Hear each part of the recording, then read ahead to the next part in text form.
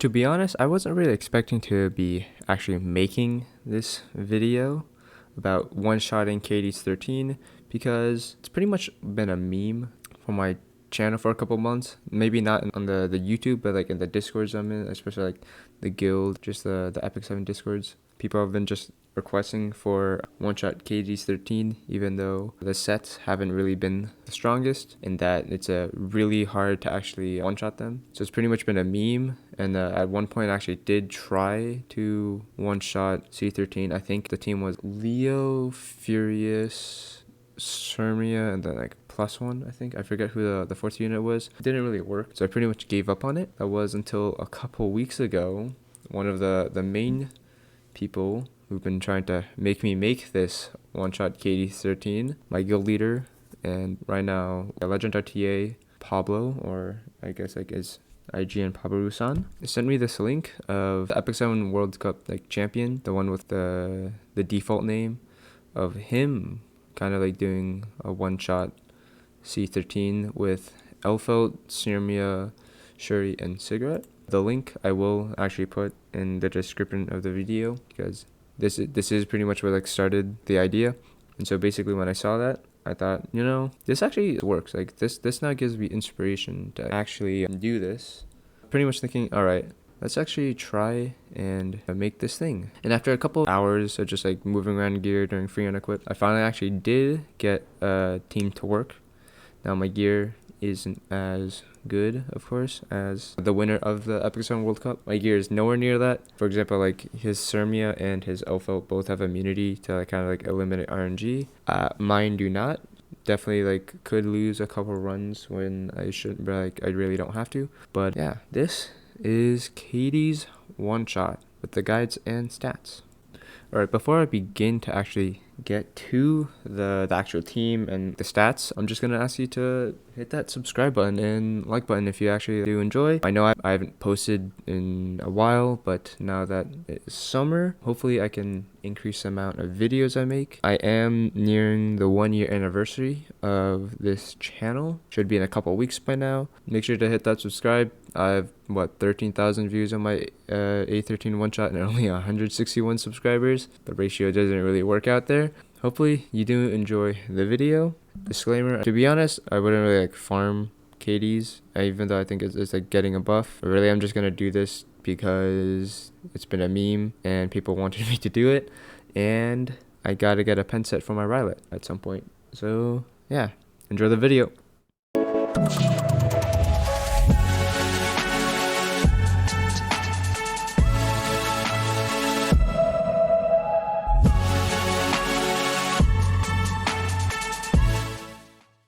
What is going on, guys? This is Aelaech or Force, and now I will finally be doing that one-shot Caides 13 that about 5 people were requesting for over and over again. So as you can see, this is the comp. I'm copying the same exact comp that the default name, I think like they call him Stone or something. Well, he goes by the name of Stone. Yeah, so I'm pretty much just copying the same exact team of Alpha, Cigarette, Sirmia, and Watcher Shuri. So actually, let's just go into a run. I'm just gonna show you his first sample run as we go. I guess I will narrate. So first off, we're gonna have Elfelt go. As you can see, she is on Song of Stars. You get resisted the first turn, so I'm just gonna restart that. Alright, hopefully we don't get 15%. Because let's see, how much ER? This guy's got 60 ER, so you only need 45% effectiveness, but 65 for the actual boss. Alright, so she didn't get stunned there, which is very nice. Alright, now Elfelt does need to be a bit tankier because she does take a lot of hits from the very first. Alright. So now Sirmia goes, takes out the boss. Alright, so now onto the actual wave. Now the reason why Elfelt needs to be super fast is because she's got to lap Sirmia on the first wave, and then she's got to lap her again in the second wave. So she can immediately have S3. And then come on, land both debuffs. Alright, she does. Now she can give everyone attack buff. Then Xrd will go, give herself greater attack. And then S3. Do some damage. Now Xrd will go. Also do most of the work with that 14 stack of Hellcutter. And then Washer Shuri will clean up. Yeah. Alright. So that's pretty much the basis of the run. Now for the gear. If you watch the Stone's video, you can see he has double Hellcutter on both his Xrd and his Xrd. I only have one Hellcutter, so that's right now on my Xrd. Alright, so we have Elf out here. She'll basically minimum she's gotta have 270 plus speed because she's, as I said before, she's gotta lap a bunch of people. How the turn order needs to be, she got S3, S2, and then lap Xrd so she can S1. Then Xrd goes, kills the first wave. Then boss phase, she S1s, and then she has to lap the whole entire team again to do S3, S2 again.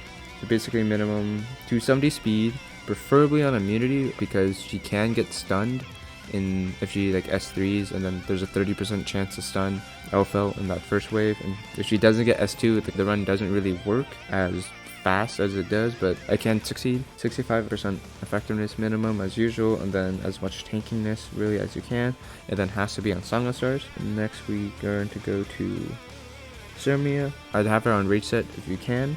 I have her on Portrait because I don't have another Hellcutter. And then as you can see, even though she has 86% crit chance, you see why she will always crit. Then so 5k attack, 300 crit damage, basically as much damage as you can get. She could probably like work with lower stats, but as much damage as you can is better. Xrd.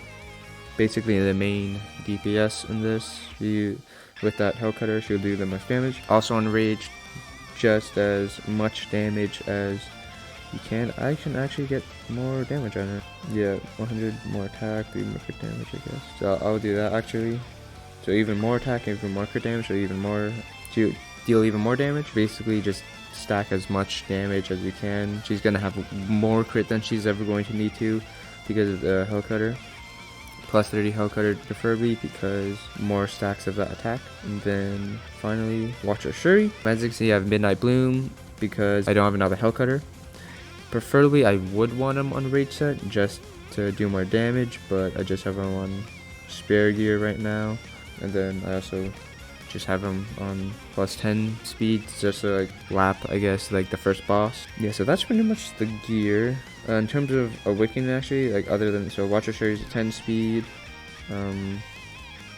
Xrd is B imprint, Xrd has no imprint, and then Elfo is also B imprint. In terms of Mola, just needs plus 4 and S3, and then Xrd max S3. Pretty much all of them just max Mola and S3 for more damage. Now for another run, hopefully we don't get the same RNG, but if we do, I can actually explain what's going on. Right, so Elfo goes.